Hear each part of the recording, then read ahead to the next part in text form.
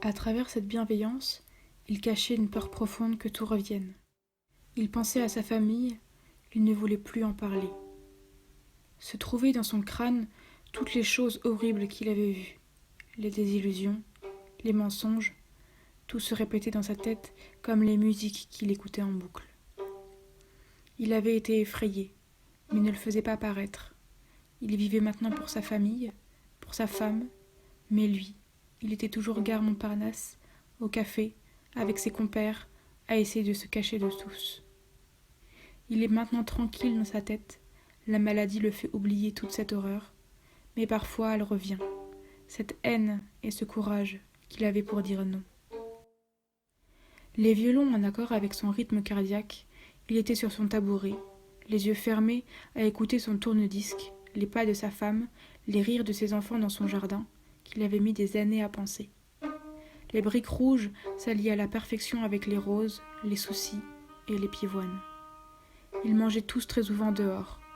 Dans leur intimité se cachaient énormément de non-dits, par peur de faire peur, par peur de pleurs, par peur de cauchemars.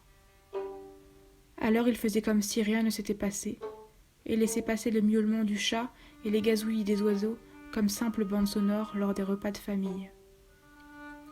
Dans les bras de Gisèle, son sourire se décuplait. J'ai vu pour la première fois une image d'eux avant leur mariage. Ils étaient tous les deux, dans l'herbe, avec un sourire éclatant, un sourire sincère qui était resté intact toutes ces années.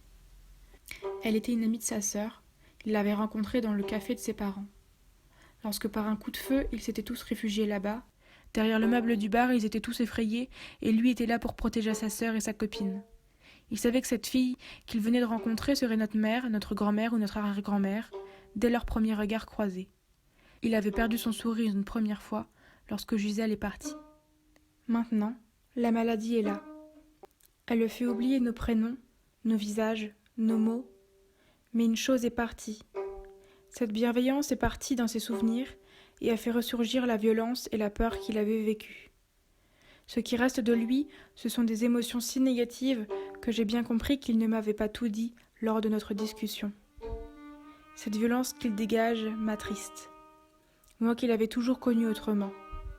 Mais je me dis que c'est une nouvelle partie de lui que je peux apercevoir, et alors, derrière cette manie qu'il a toujours eue de cacher ses émotions, je découvre un nouvel homme.